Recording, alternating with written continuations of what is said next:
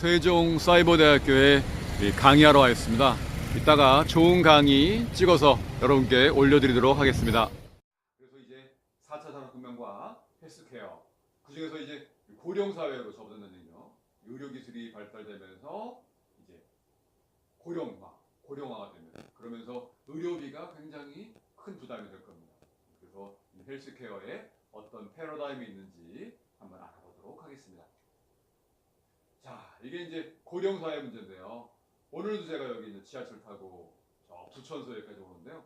정말 어르신들 많으시더라고요. 어르신들이 뭐 종로에 있는 총각에 있는 공원에 가시는지 아니면 뭐 영화를 보러 가시는지 아침부터 굉장히 많은 분들이 오셔서 이제 식사도 하시고 구경도 하시고 가시는 것 같습니다.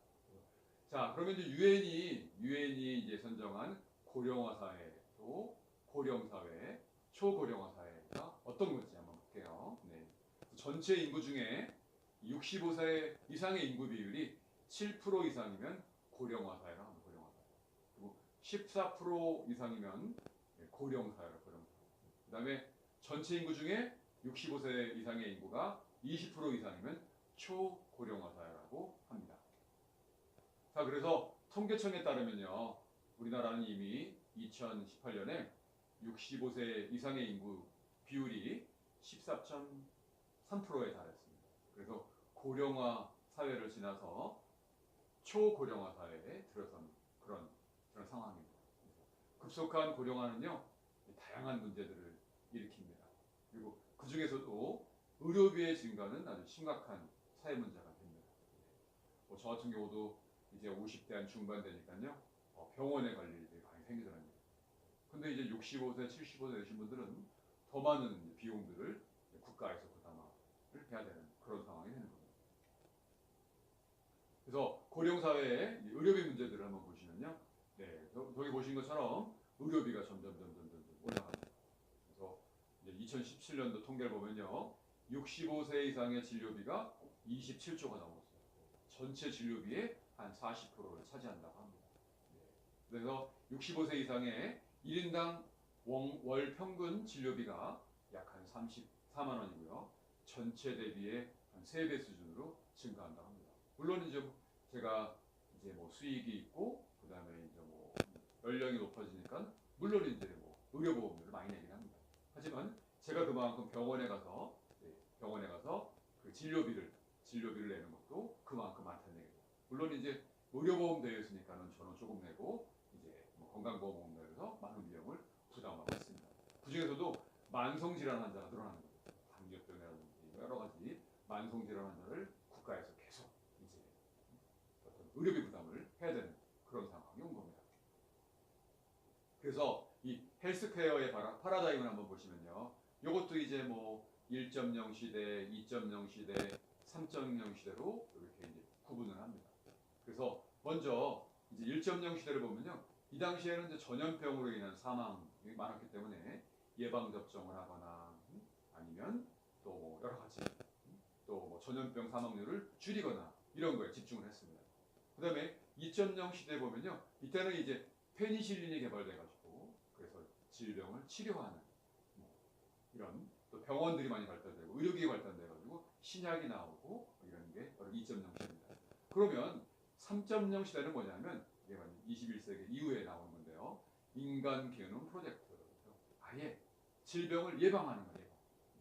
뭐 게놈을 풀어가지고 해석을 해가지고 질병을 예방하거나 또 유전자하고 분석을 하거나 그래서 이제 건강 수명이 그만큼 늘어나는 거죠.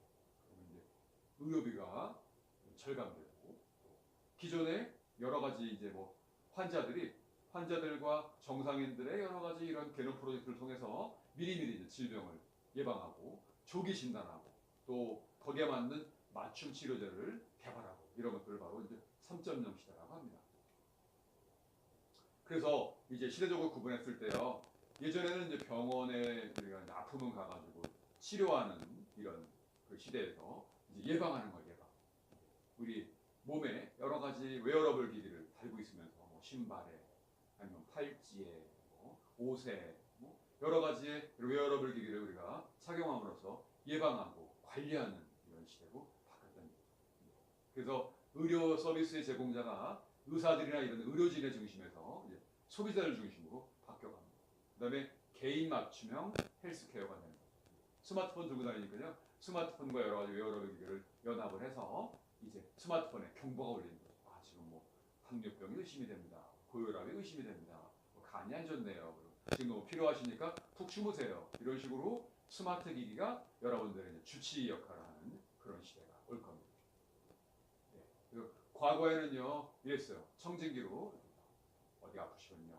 그다음에 예전에 기록들을 보면서 아 예전에 이런 병이 있으니까 지금 뭐 이렇게 또 병이 생겨날 수 있습니다. 아니면 뭐 유전적인 영향으로 될 수 있습니다. 그랬습니다. 근데 지금 현재로 보면요 여러 가지 의료 플랫폼들이 많고요. 여러 가지 또 이렇게 빅데이터들을 분석을 하셔가지고 또 많은 분들이 지난 시간에 말씀드린 것처럼 웨어러블 스마트워치를 차고 다니는 거죠.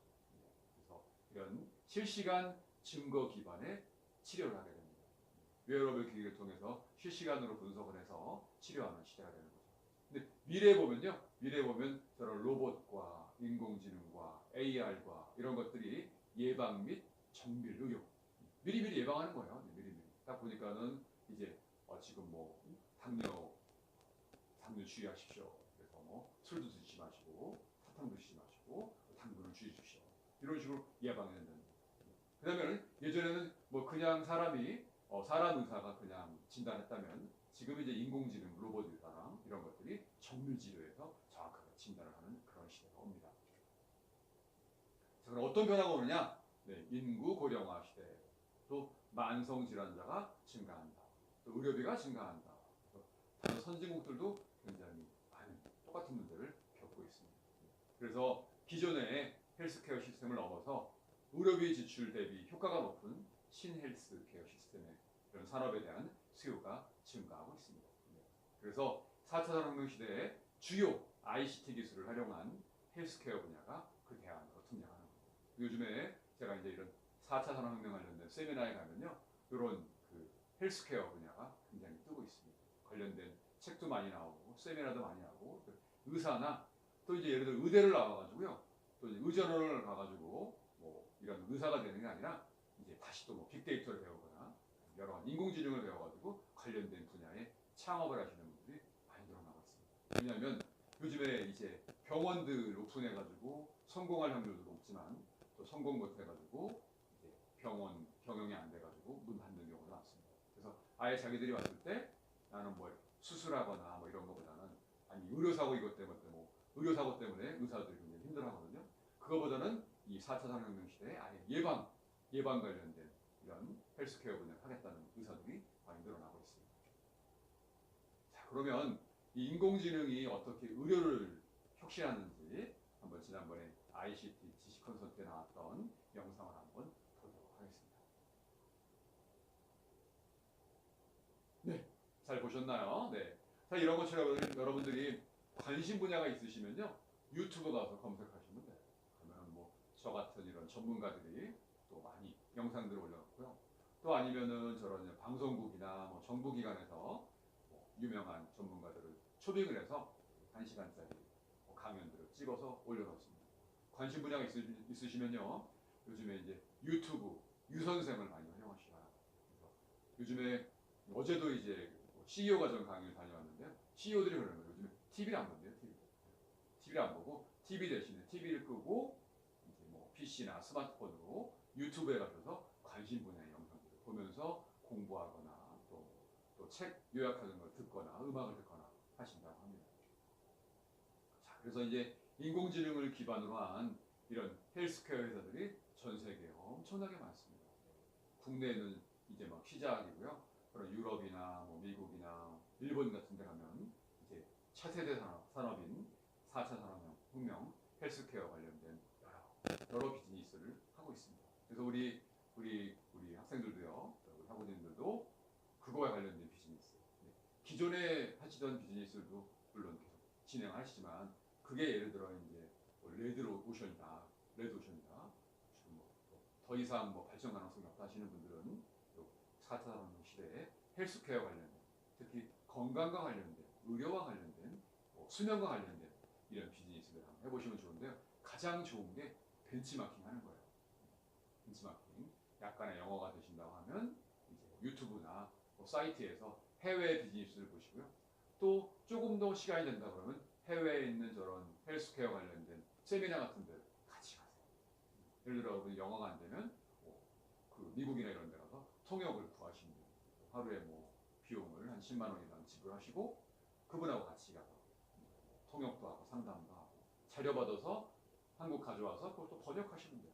그런 식으로 해서 그런 비즈니스들을 해보시면 되는데 이런 걸 잘하는 회사가 어디냐면 저런 이스라엘 같은데, 핀란드 같은데, 독일 같은데, 미국의 실리콘밸리 이런 데 가면 조금 우리보다 먼저 개발된 이런 헬스케어 회사들이 있어요. 그런 걸 보시고 벤치마킹해서 한국에서 새롭게 시작을 하는 거예요. 예를 들어 지금 잘 나가고 있는 배달의 민족 이런 서비스라든지 또 다른 여러 가지 서비스도 있죠. 그런 서비스들 다 미국에서 먼저 나온 거예요. 먼저 나온 것들을 한국에 누가 먼저 가져와서 한국에서 그걸 퍼뜨리느냐 이게 기반이라고 합니다. 근데 남들이 하지 않은 걸 내가 처음으로 시작하는 거는 여러분들 좀 리스크가 있습니다. 가장 좋은 거는요. 어떤 분이 그러더라고요. 네. 일단은 우리가 한 발 앞서가는 것도 중요하지만 반발 뒤쳐져서 누군가가 잘 나갈 때 그때 잘 되는 것을 보고 그 다음에 이제 반발 늦게 시작하는 것도 성공의 지름길입니다. 저도 이제 예전에 사업을 해봤을 때 남들보다 이제 빨리 앞서가니까는 실패하더라고요. 근데 약간 뒤에서 한 발 뒤에서 보다가 잘 될 때 그때 진출해서 시작하는 것도 또 하나의 전략이라고 봅니다. 자, 그러면 이제 4차 산업혁명 기반으로 스마트 헬스 케어 비즈니스가 어떤 게 있는지, 의료 서비스, 디지털 케어 헬스 서비스 어떤 게 있는지 한번 보도록 하겠습니다. 자, 그래서 누누이 말씀드리지만 이제 데이터 기반의 의료가 가능해집니다. 빅데이터 이런 것들을 모아가지고요. 이제 우리의 라이프 스타일, 스마트폰 들고 다니면서 스마트폰에 앱을 설치하시거나 이렇게 돼가지고 우리들의 생활 습관 같은 게 다 기록이 됩니다. 특히 걷는 앱 같은 거, 수면 앱 같은 거 이런 거 설치해 놓으시면요, 내가 얼마나 걷고 또 얼마나 활동을 하고 또 뭘 먹고 이런 것들이 다 데이터로 기록이 됩니다. 또 수면 앱 같은 거 설치해 놓으시면 수면 습관 같은 것도 다 기록이 됩니다. 그다음에 유전체 데이터. 기존에는 이제 우리가 잘 몰랐던 유전체 데이터들을 분석을 합니다. 이런 것들을 테라바이트 이상으로 많이 분석을 하는 거예요. 분석을 해서 이제 내 피만 딱 뽑아서 집어넣으면 또 내 데이터만 딱 집어넣으면 내 임상 데이터, 유전 데이터뿐만 아니라 생활 습관 데이터 이런 것들을 많이 분석을 해가지고요. 그래서 건강 관리를 하는 이런 시스템이 가능한 겁니다. 가장 중요한 거는 이제 우리의 웨어러블 기기를 스마트 기기를 통해서 내 생활 습관 스타일을 모은다는 얘기예요. 지난번에 치과에 갔는데 제가 이제 자꾸 왼쪽만 이렇게 씹는데 왼쪽만 씹어가지고 얼굴이 약간 이렇게 삐뚤어졌다고 합니다.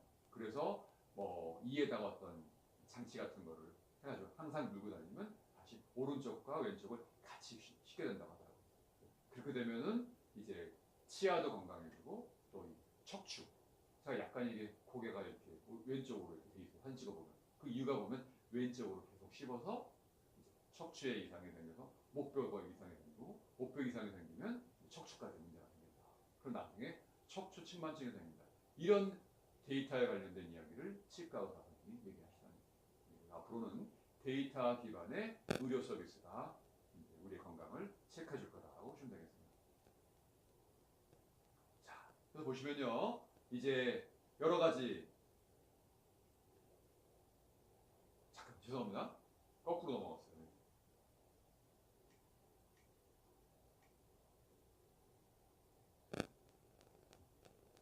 여기서 다음 넘길까요? 넘겨주시겠어요? 이렇게 해서. 네.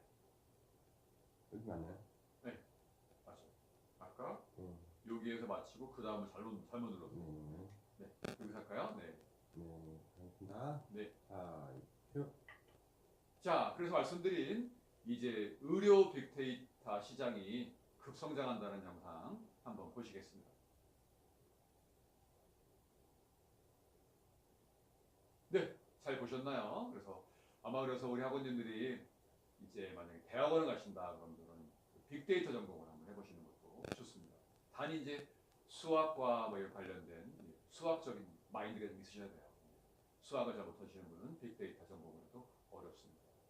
그래서 이제 앞으로 더 뜨는 빅데이터 쪽도 한번 관심을 가져보시기 바랍니다. 자, 그러면 이제 빅데이터를 이제 활용해서 이제 어떻게 우리가 비즈니스를 하고 있는지 한번 여기는 보시면요. 여기 있는 표대로 이런 식으로 여러 가지 빅데이터를 우리가 모아가지고 이걸 분석을 하고 또 전국적으로 지리적으로 그래서 어려운 거 보면요.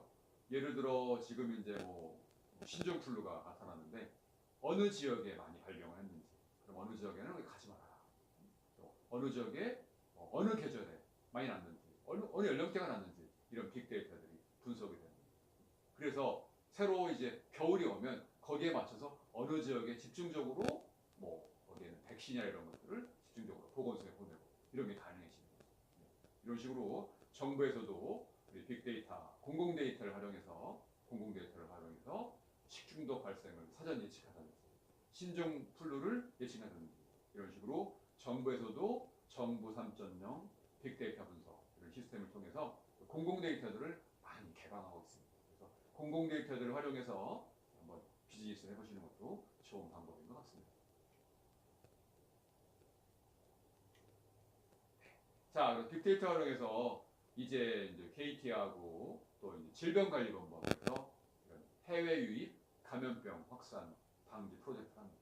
여러분들 왜 그 비행기 타고 해외에서 들어오시면 쫙 이제 뭐 카메라 같은 게 여러분 뭐 체온이나 이런 거 측정하잖아요. 측정하고 특히 감염국을 거쳐서 오신 분들은 뭐라고 노란 종이에다가 쓰게 되어 있습니다. 그래서 이런 것들을 빅데이터를 활용한다는 얘기죠. 그리고 여러분들 혹시 이제 공항에 딱 가려고 그러면 뭐 날라오죠? 네. 해외에 딱 도착하면 날라옵니다. 지금 거기에는 뭐 테러가 예상되고 뭐 손 잘 씻고 음식 조심하고 날라옵니다. 이런 것들도 다 정부에서 여러분들을 관리하는 거예요. 여러분들의 건강을 위해서 해외 유입 감염병 확산하는 것을 방지하기 위해서 관리하는 겁니다. 저런 거 보시고 우리가 이제 딱 그래 해외 가서 손 잘 씻어야겠다. 그 다음에 오염 지역은 가지 말아야겠다. 이렇게 알게 됩니다. 그리고 들어서도 여러분들을 관리하는 거죠. 예를 들어 중동을 갔다 왔다. 그러면 그것도 마찬가지로 질병관리본부에서 관리합니다. 이상이 생기면 바로 병원에 가면 바로 격리 수용하고 하는 거죠. 이런 식으로 정부에서 또 마찬가지로 질병관리본부를 통해서 여러분들의 건강을 관리하고 있습니다. 자, 그러면 이제 이렇게 다양한 이 디지털 헬스 웨어러블 기기 영상 한번 보시겠습니다. 네, 잘 보셨나요? 그래서 아마 이 영상을 통해서 디지털 헬스가 뭔지, 그 다음에 웨어러블 기기가 뭔지 정확한 정의를 한번 보실 거라고 예상이 됩니다.